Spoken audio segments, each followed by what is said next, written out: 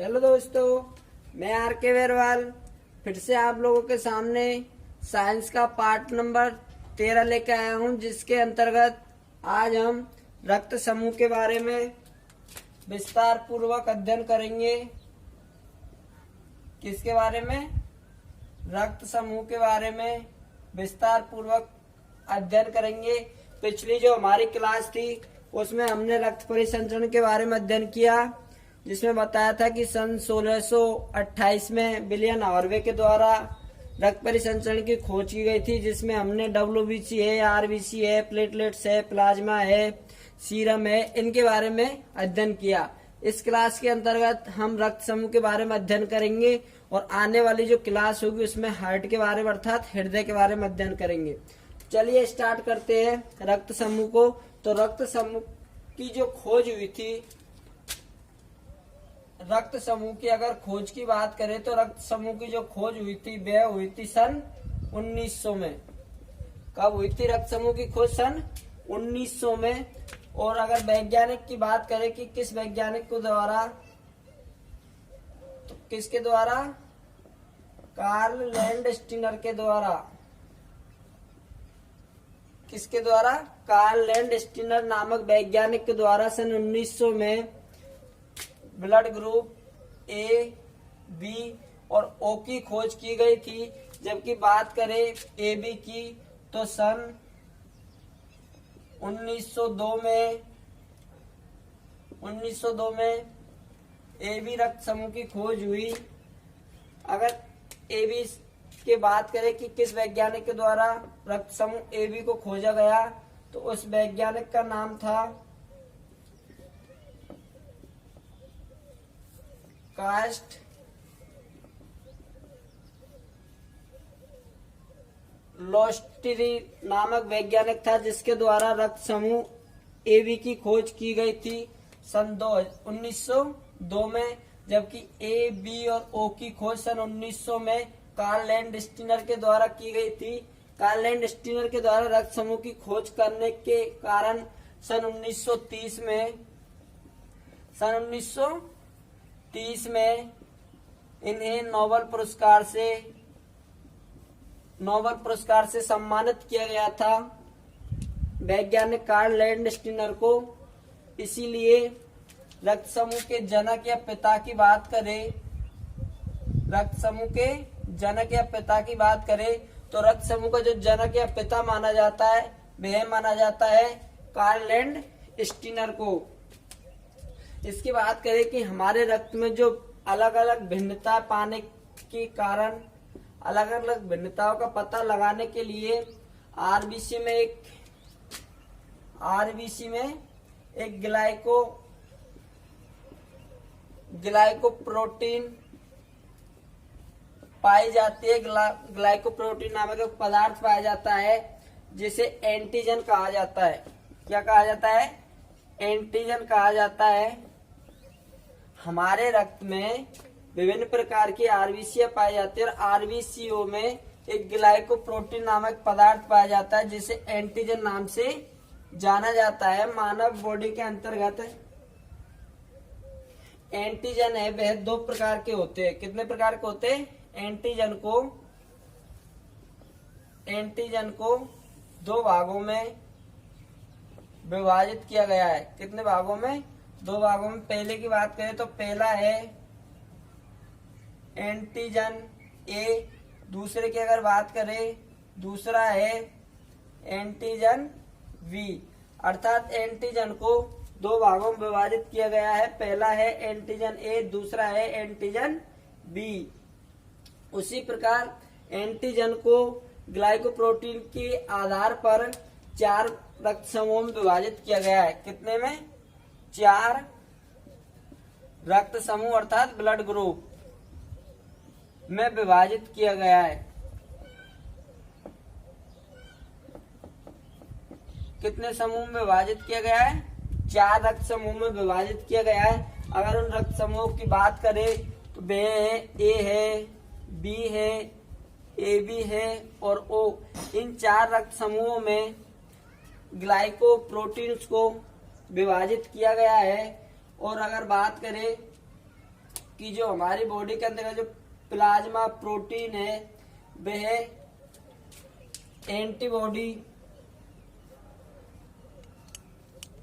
Antibody पाई जाती है, और एंटीबॉडी को भी दो भागों में विभाजित किया गया है। कितने भागों में? एंटीबॉडी को दो भागों में विभाजित किया गया है। पहला है एंटीबॉडी ए, दूसरा है एंटीबॉडी बी। अगर हम बात करें कि भारत में जो सर्वाधिक कौन से रक्त समूह वाले व्यक्ति पाए जाते हैं, तो भारत में जो सर्वाधिक रक्त समूह वाले व्यक्ति पाए जाते हैं वे पाए जाते हैं ओ ग्रुप वाले। जबकि बात करें विश्व में सर्वाधिक कौन से रक्त समूह वाले व्यक्ति पाए जाते हैं, तो विश्व में पाए जाते हैं बी ग्रुप वाले। कौन से? बी ग्रुप वाले व्यक्ति सर्वाधिक पाए जाते हैं। और जबकि बात करें कि भारत और विश्व के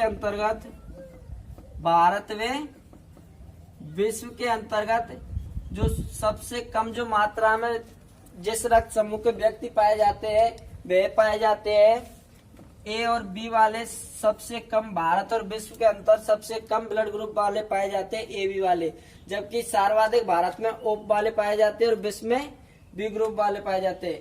इसके बाद में बात करते हैं रक्त आदान की या ब्लड ट्रांसफ्यूजन की। एक व्यक्ति से दूसरे व्यक्ति में जो ब्लड दिया जाता है उसे रक्तादान कहते हैं। क्या कहते हैं? रक्तादान। एक व्यक्ति से दूसरे व्यक्ति में जो ब्लड ट्रांसफर किया जाता है उसे रक्तादान कहा जाता है।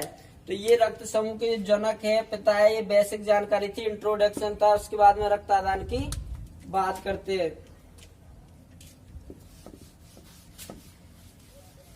देखिए दोस्तों, आपको हमारी क्लास लगे तो हमारे चैनल को सब्सक्राइब कर दिया करो और अपने दोस्तों के साथ भी शेयर कर दिया करो। उसके बाद में बात करते हैं रक्त आदान की।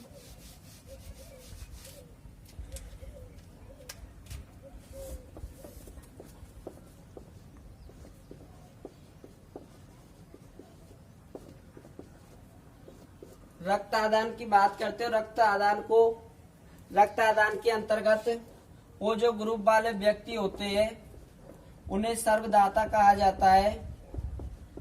क्या कहा जाता है? ओ वालों को सर्वदाता कहा जाता है। जबकि ए बी वालों को, जिन व्यक्तियों का ब्लड ग्रुप ए बी होता है, उन्हें सर्वग्राही कहा जाता है। क्या कहा जाता है? सर्वग्राही कहा जाता है। बात करें कि जो ओ ग्रुप वाले व्यक्ति है उनकी ब्लड के अंतर्गत कोई भी प्रकार का एंटीजन नहीं पाया जाता है। कोई भी प्रकार का एंटीजन नहीं पाया जाता है। जबकि बात करें कि एबी ग्रुप वाले व्यक्ति है उनमें कोई भी प्रकार की एंटीबॉडी नहीं पाई जाती है। क्या? एंटीबॉडी नहीं पाई जाती है। ओ में तो एंटीजन नहीं पाया जाता है, जबकि एबी के अंतर्गत कोई भी प्रकार की एंटीबॉडी नहीं पाई जाती है। उसके बाद में बात करें कि जो हमारे यहाँ पर जो रक्तदान किया जाता है या रक्त एक व्यक्ति से दूसरे व्यक्ति में किया जाता है, तो वो यूनिट के आधार पर किया जाता है। किसके आधार पर? यूनिट के आधार पर किया जाता है। बात करें कि हमारे भारत के अंतर्गत एक यूनिट के अंतर्गत कितना ब्लड दिया जाता है, तो हमारे भारत के अंतर्गत एक यूनिट में 350 ml रक्त दिया जाता है। अर्थात 350 ml की एक यूनिट होती है हमारे भारत के अंतर्गत। जो ये 350 जो फिक्स किया गया वह WHO के अनुसार किया गया। किसके अनुसार? WHO के अनुसार किया गया। जबकि बात करते हैं अमेरिका की, किसकी? अमेरिका की। तो अमेरिका के अंतर्गत जो एक यूनिट होती है वह होती है 420 ml की। भारत के अंतर्गत तो 350 ml की होती है, जबकि अमेरिका की बात करें तो अमेरिका के अंतर्गत होती है 420 ml की। बात करें कि जो अगर कोई व्यक्ति है वह रक्तदान करना चाहता है, रक्त देना चाहता है, तो वह कितने महीनों में रक्त दे सकता है? तो जो व्यक्ति होता है वह प्रत्येक 3 महीने में, कितने महीने में? 3 माह में रक्त दे सकता है। लेकिन व्यक्ति का जो वजन की अगर बात करें कि कितना वजन वाला व्यक्ति रक्तदान कर सकता है, तो वह कर सकता है जिसके अंतर्गत 50 किलो वजन है, अर्थात 50 से अधिक है, वह व्यक्ति रक्तदान कर सकता है। और अगर आयु की बात करें कि कितनी आयु का व्यक्ति रक्तदान कर सकता है, तो 21 से लेके 60 वर्ष तक वाले व्यक्ति रक्तदान कर सकते हैं। अर्थात प्रत्येक व्यक्ति 3 माह के अंतर्गत 3 माह से पहले रक्तदान नहीं कर सकता। अगर किसी व्यक्ति ने रक्तदान किया है तो वह 3 माह के बाद ही दोबारा कर सकता है। और उसके साथ साथ उसका वजन भी 50 केजी से अधिक होना चाहिए और उसकी आयु है वह 21 से 60 के बीच में होनी चाहिए, अर्थात 21 से कम वाले का रक्तदान नहीं होता है। और बात करें कि जो रक्तदान किया जाता है तो उसे ब्लड बैंक के अंतर्गत सुरक्षित कितने दिनों तक रखा जाता है। तो अगर बात करें कि जो रक्तदान किया जाता है उस रक्त को ब्लड बैंक के अंतर्गत कितने दिनों तक सुरक्षित या रखा जाता है, तो उसे 42 दिनों तक ब्लड बैंक के अंतर्गत सुरक्षित रखा जाता है। बात करें कि कितने टेम्परेचर पर रखा जाता है, तो तापमान की अगर बात करें तो रक्त को जो ब्लड बैंक में रखा जाता है वह रखा जाता है -4 से लेकर -12 डिग्री सेल्सियस पर ब्लड बैंक के अंतर्गत रक्त को रखा जाता है। और ब्लड बैंक के अंतर्गत जो रक्त को रखा जाता है वह रखा जाता है द्रव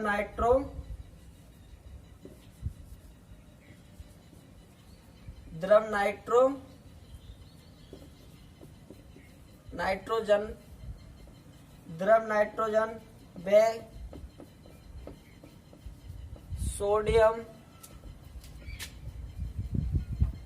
साइट्रेट, द्रव नाइट्रोजन व सोडियम साइट्रेट के अंतर्गत ब्लड बैंक में रक्त को सुरक्षित रखा जाता है, जो कि ब्लड बैंक के अंतर्गत उसका तापमान होता है वह होता है -4 से लेकर -12 के अंतर्गत। इसके बाद में बात करते हैं आरए फैक्टर की। किसके बारे में? रक्त समूह के इंट्रोडक्शन के बारे में चर्चा कर ली, रक्त आदान के बारे में चर्चा कर ली। उसके बाद में बात करते हैं आरए फैक्टर की। तो आरए फैक्टर की जो खोज हुई थी वह हुई थी सन 1900 के अंतर्गत आरए फैक्टर की खोज की गई थी। और अगर खोज करने वाले वैज्ञानिक की बात करें तो जो आरए फैक्टर की जो खोज की गई थी वह की गई थी लैंडस्टीनर व विनर नामक वैज्ञानिक के द्वारा आरए फैक्टर की खोज की गई थी। किसकी बात करें? आरए फैक्टर की।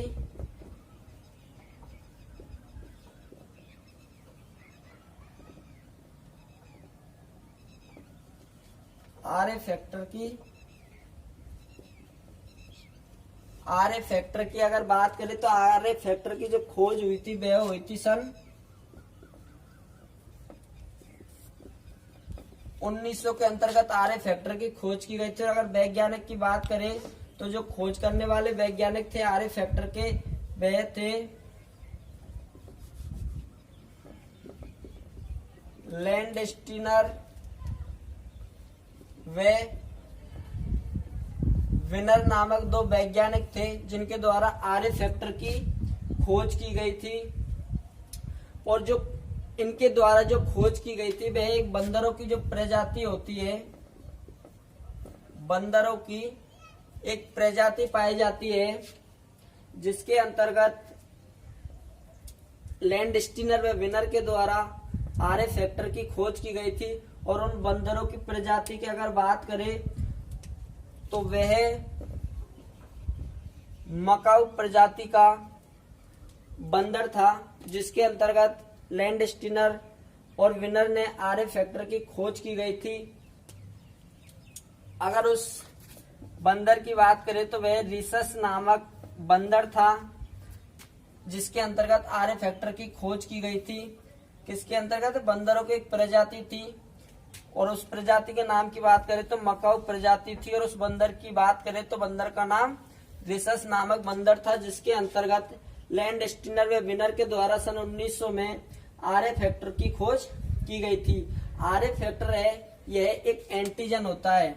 क्या होता है? आरए फैक्टर है यह एक एंटीजन होता है। मानव के रक्त के अंतर्गत आरए फैक्टर एक एंटीजन के रूप में पाया जाता है।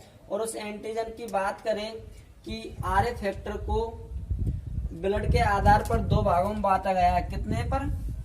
आरए फैक्टर को रक्त के आधार पर दो भागों में विभाजित किया गया है। कितने भागों में? दो भागों में, अर्थात आरए फैक्टर पॉजिटिव और आरए फैक्टर नेगेटिव, इन दो भागों में विभाजित किया गया है।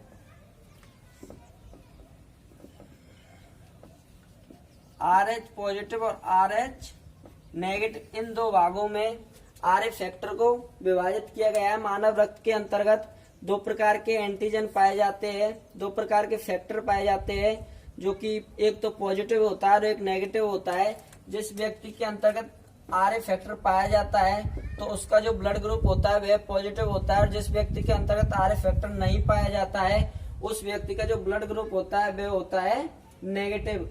अगर बात करें कि हमारे भारत के अंतर्गत जो पॉजिटिव व्यक्ति पाए जाते हैं, भारत की बात करें तो भारत के अंतर्गत